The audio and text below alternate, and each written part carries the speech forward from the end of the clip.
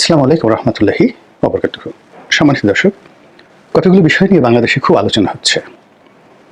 যেমন Saint Martin নিয়ে আলোচনা হচ্ছে। ডোনাল্ড ট্রাম্পের ক্ষমতা আরোহণ করার পর ইউনূস সরকারের ভাগ্য কী হবে, শেখ হাসিনার দেশে প্রত্যাবর্তন আদৌ সম্ভব হবে কিনা, এগুলো নিয়ে আলোচনা হচ্ছে।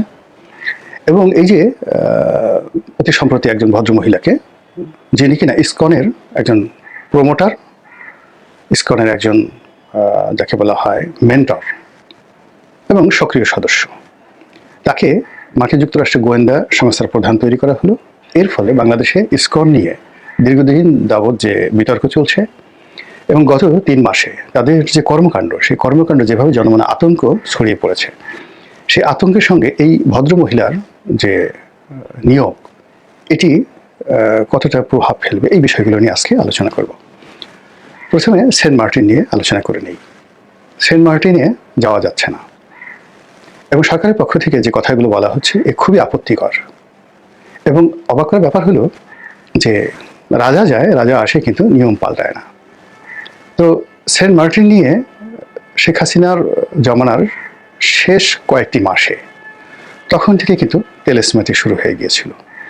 এখন যেভাবে পরিবেশ উপদেষ্টা সৈয়দা রেজওয়ানা খুব নরম ভাষায় আকর্ষণীয় শব্দমালা ব্যবহার করে এবং নিজের যাকে বলা হয় লাবণ্যময় অভিব্যক্তি দ্বারা তিনি এমন সব কথা বলার চেষ্টা করছেন যেগুলো শুনতে আপনার কাছে ভালো মনে হবে, কিন্তু প্রকৃতপক্ষে এটার যে যৌক্তিকতা নিয়ে যদি তাকে প্রশ্ন করা হয়, আমার মতো নির্বোধ যদি তাকে প্রশ্ন করে, তিনি উত্তর দিতে পারবেন না।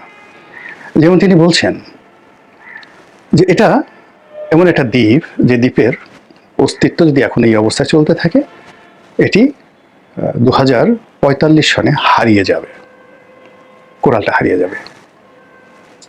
এখন তাকে যদি প্রশ্ন করা হয় যে এ তথ্য আপনি কোথায় পেলেন যে 2045 সনে এই দ্বীপটি হারিয়ে যাবে যদি এখানে পর্যটক যায়?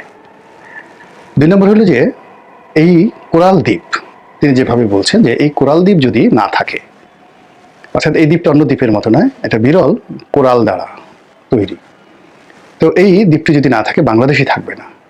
আচ্ছা, আপনি বলেন তো এই দ্বীপ মানে কত বছর আগে তৈরি হয়েছে? কত শত বছর আগে এই সেন্ট মার্টিন দ্বীপ তৈরি হয়েছে? তো যখন এই সেন্ট মার্টিন দ্বীপটা ছিল না, তখন বাংলাদেশে কি হয়েছিল? 10টা ঘটনা বলেন, 5টা ঘটনা বলেন, 2টো ঘটনা বলেন, বা বলেন যে এই কোরাল দ্বীপ যখন আবার হয়েছে, হওয়ার পরে বাংলাদেশের এমন কি উপকার হয়েছে? মূল ব্যাপারটা হলো যে প্রকৃতি যে লীলা খেলাগুলো খেলে, তো সেখানে দ্বীপ তৈরি হয়, মরুভূমি তৈরি হয়, বনভূমি তৈরি হয়, এবং এগুলো আবার সময়ের বিবর্তনে হারিয়ে যায়। পৃথিবীর অনেক মরুভূমি একসময় বনাঞ্চল ছিল, অনেক বনাঞ্চল একসময় মরুভূমি ছিল, অনেক নদী বিলীন হয়ে গেছে, অনেক পাহাড় যেটা সমুদ্রে পরিণত হয়েছে, অনেক পাহাড় ভূমিকম্পের ফলে সেটা দেবে গিয়ে মানে যাকে বলা হয় সেটা, সেখানে একটা বিশাল সমুদ্র তৈরি হয়েছে। পৃথিবীর আপনি অবাক হয়ে যাবেন, হিমালয়ের চেয়েও বড় যে উচ্চতা সম্পন্ন পর্বত, সেই পর্বতের নাম হলো অলিম্পাস পর্বত। সেই অলিম্পাস পর্বতটা কোথায় ছিল, কোথায় আছে?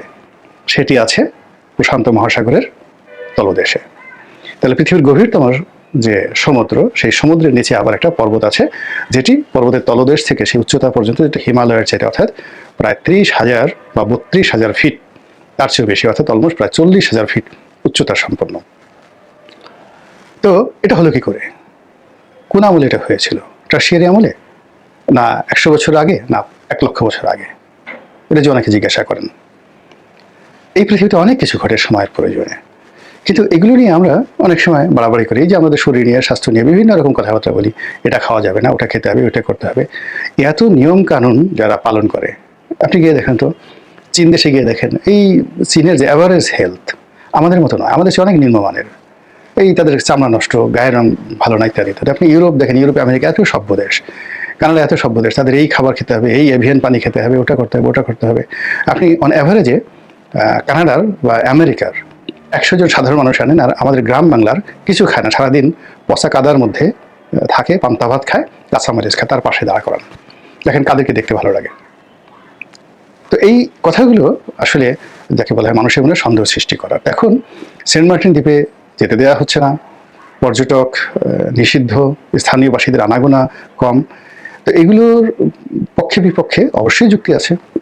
সেখানে গিয়ে পর্যটকরা যে কাজগুলো করে সেটা সমুদ্রের পরিবেশ নষ্ট করে, তারপরে সেখানে যে ময়লা আবর্জনা ফেলে, ড্রেনেজ সিস্টেম যা কিছু আছে এটা পরিবেশের ক্ষতি করে। কিন্তু এগুলো রিসাইকেল করার, এমনকি এখন যে পর্যটক যাচ্ছে তার সাথে যদি 100 গুণ পর্যটকও বেশি যায়, সেগুলোকে রিসাইকেল করার মতো প্রযুক্তি এখন পৃথিবীতে আছে। এই কোরাল দ্বীপের কিছুই হবে না, বরং এটাকে ব্যবহার করে আমরা যদি আমাদের পর্যটন খাতটাকে আন্তর্জাতিক মানের করতে পারি, এখান থেকে যে আয় হবে সেই আয় এবং এখানে যাওয়ার ফলে মানুষের যে বিনোদন, এটা আমাদের জাতীয় অর্থনীতিতে যে পরিমাণ সুবিধা দেবে, এবং তার 5% যদি আমরা রিসাইকেলিংয়ে, পরিবেশ রক্ষায় সেখানে সব কিছু ব্যবহার করি, ওখানে 2000 লোক যদি আমরা নিয়োগ দিই ক্লিন করার জন্য ডেইলি, এই আগামী 45 বছর পরে বা 20 বছর পরে, যেটা বলছে 2045 সনে, এই কোরাল দ্বীপের পরিধি আরও বাড়বে যদি ওনার বক্তব্য ঠিক হয়ে থাকে।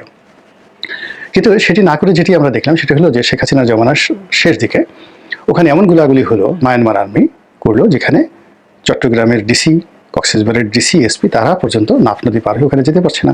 ওখানকার লোকজন না খেয়ে মরার মতো অবস্থা, পর্যটকরা আটকা পড়ছে। আপনার কি মনে হয় এগুলোর সাথে কোনো পরিবেশ জড়িত? ফাজলামো, আন্তর্জাতিক চক্রান্ত জড়িত। আবার এখন রেজওয়ানা যে কথাগুলো বলছে, সেই কথা কি কেবলই পরিবেশ? এই কথার পেছনে অবশ্যই অবশ্যই আন্তর্জাতিক চক্রান্ত রয়েছে।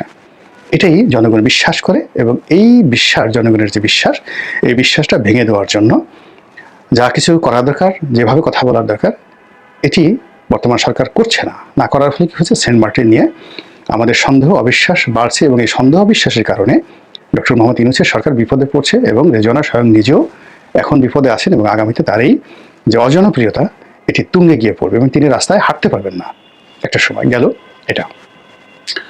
দ্বিতীয়ত যেটি বলছিলাম সেটি হলো ট্রাম্পের ট্রাম্প কার্ড। অর্থাৎ ডোনাল্ড ট্রাম্প ক্ষমতায় এসেছেন, ডক্টর মোহাম্মদ ইউনূসের সঙ্গে তার সম্পর্ক ভালো নয়, তার সাথে শত্রুতামূলক সম্পর্ক রয়েছে, এবং তিনি ক্ষমতায় আসলে ডক্টর মোহাম্মদ ইউনূসের সরকারকে, যাকে বলা হয় অপদস্থ করার জন্য, বেইজ্জতি করার জন্য তিনি সর্বোচ্চ চেষ্টা করবেন। এই ধরনের কথাবার্তা কিন্তু আলোচনা হচ্ছে। তো এই কাজগুলো করার জন্য তিনি যে কৌশল অবলম্বন করবেন, এটাই এখন অনেকে ট্রাম্প কার্ড বলার চেষ্টা করছেন। এখন সেই আগামীতে ডোনাল্ড ট্রাম্পের কী কী ট্রাম্প কার্ড বাংলাদেশে আসতে পারে, এটা নিয়ে খুব আলোচনা হচ্ছে। এবং এই আলোচনা যে কেবল বাংলাদেশে হচ্ছে তা নয়, এটা ভারতে হচ্ছে, এটি চীনে হচ্ছে। চীনের নাম করা পত্রপত্রিকা বলছে, এমনকি সারা পৃথিবীর যে অর্থনীতি এবং রাজনীতি নিয়ন্ত্রণ করে যে পত্রিকাটি ইকোনমিস্ট, দ্য ইকোনমিস্ট, সেখানেও ডক্টর মোহাম্মদ ইউনূসের সঙ্গে ডোনাল্ড ট্রাম্পের যে রসায়ন এবং ডোনাল্ড ট্রাম্পের যে ক্ষমতা আরোহণ, এটি নিয়ে আগামীতে কী ধরনের বিপত্তি হতে পারে, বাংলাদেশে বিপদ বাড়তে পারে, ডোনাল্ড ট্রাম্পের কারণে ডক্টর ইউনূস কী ধরনের প্রবলেমে পড়তে পারে, এটা ইকোনমিস্টের যে একেবারে লেটেস্ট যে সংখ্যা 17 তারিখে বের হয়েছে, মানে এই মাসের নভেম্বর মাসের 17 তারিখে যেটা বের হয়েছে, সেখানে গিয়ে দেখেন বিশাল এক নিবন্ধ। এবং ইকোনমিস্ট যে, যাকে বলা হয় অনুমান ভিত্তিক নয়, গবেষণা ভিত্তিক যে সকল নিবন্ধ প্রকাশ করে কোনো দেশ সম্পর্কে, ওই গবেষণার ভিত্তিতেই কিন্তু পরবর্তীতে রাজনীতি নির্ধারিত হয়।